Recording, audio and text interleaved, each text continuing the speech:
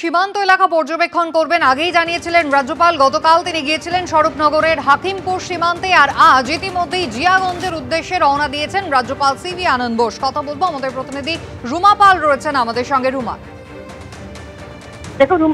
দেখো রাজ্যপাল আজকে একদম হাজারীবাগ এক্সপ্রেসে রানাঘাট থেকে পুরো যাচ্ছেন তিনি মুর্শিদাবাদের দিকে, এবং অবশ্যই তার সফরসূচিতে রয়েছে প্রথমে জিয়াগঞ্জ। এখনো পর্যন্ত যা জানা গেছে জিয়াগঞ্জ দুদিনের সফরে রাজ্যপাল যাচ্ছেন এবং সীমান্ত এলাকাগুলো তিনি ঘুরে দেখছেন, কারণ সীমান্ত এলাকাতে তিনি সরজমিনে খতিয়ে দেখতে চাইছেন যে সেখানে যে বলা হচ্ছে যে অনুপ্রবেশকারীরা সেখানে পলায়ন করছে বা সে কিভাবে রয়েছে সরজমিনে খতিয়ে দেখতে চাইছেন। এবং কালকে আমরা দেখেছি যে তিনি স্বরূপনগরে সেখানে হাকিমপুরে গিয়েছিলেন এবং বিএসএফ অধিকর্তা তাদের সঙ্গে কথা বলেছিলেন, পুরো বিষয়টা কিন্তু জানতে চেয়েছেন। এবং আজকে তিনি যাচ্ছেন কিন্তু জিয়াগঞ্জের উদ্দেশ্যে। এখনো পর্যন্ত তার সফরসূচিতে প্রথমে হচ্ছে জিয়াগঞ্জ। ধন্যবাদ। উলুবেড়িয়ায় পুকুরে পড়ে গেল পুলকার, ৩ জন পড়ুয়ার মর্মান্তিক মৃত্যুর ঘটনা। কিন্তু কিভাবে এই দুর্ঘটনা ঘটলো? 22 বছরের পুরনো পুলকার, যার ফিটনেস, যার ইন্স্যুরেন্সও ফেল করেছিল, পুলকারের পলিউশন সার্টিফিকেটও ফেল ছিল, পরতে পরতে অনিয়ম, কিন্তু তা সত্ত্বেও রাস্তায় পুলকার এবং বাচ্চাদের নিয়ে যাওয়ার সময় একেবারে নিয়ন্ত্রণ হারিয়ে তা পড়ে গেল পুকুরে, এবং সেখানে তিনজন খুদে পড়ুয়ার মৃত্যুর ঘটনা। মর্মান্তিক ভয়ঙ্কর এই ঘটনা ঘটে গেল উলুবেড়িয়ায়। আবির দত্ত সরাসরি রয়েছেন আমাদের সঙ্গে। আবিরের আগেও আমরা এই শহরেও দেখেছি বিভিন্ন জায়গায় পুলকারের ফিটনেস বারবার প্রশ্নের মুখে পড়েছে।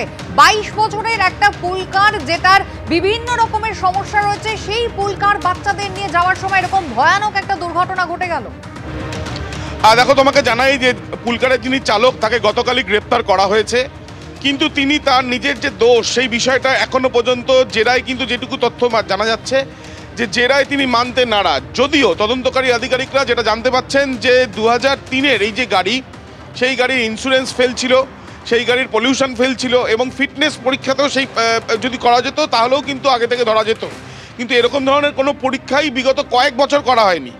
ফিটনেসও কিন্তু ফেল, অর্থাৎ বিভিন্নভাবে এই গাড়ি রাস্তায় চলাচলযোগ্য নয়, অথচ এই গাড়ি চলছে স্কুলের শিশুদের নিয়ে এবং দিনের পর দিন।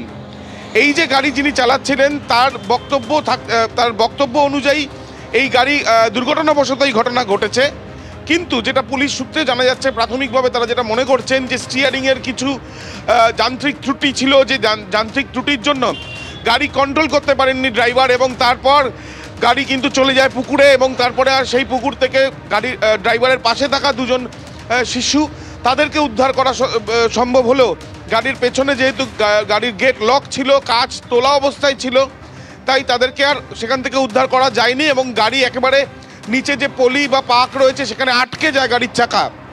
এই ঘটনার পর ইতিমধ্যে তদন্তকারীরা এটাও জানার চেষ্টা চালাচ্ছেন যে এই গাড়িটি সম্ভবত যিনি ড্রাইভার তার নয়, অর্থাৎ যার গাড়ি সে ভাড়ায় এইটা ব্যবহার করছে, অথচ এই গাড়ির একাধিক যেগুলো থাকার কথা, বিশেষ করে পলিউশনটা দেখার বিষয় বা ফিটনেস ঠিক আছে কিনা সেগুলো দেখার বিষয়, সেগুলো দিনের পর দিন দেখা হয়নি, অথচ ব্যবসার স্বার্থে সেই গাড়িগুলো ব্যবহার করতে দেওয়া হচ্ছে। এই বিষয়গুলো তারা খতিয়ে দেখবেন। আজকে ফরেন্সিক পরীক্ষা করা হবে এই গাড়ির, মূলত কি কারণে এই দুর্ঘটনা সেটা জানার জন্য, এমনটাই জেলা পুলিশ সূত্রে জানা যাচ্ছে। আবির, ধন্যবাদ। এবিপি আনন্দ, এগিয়ে থাকে, এগিয়ে রাখে।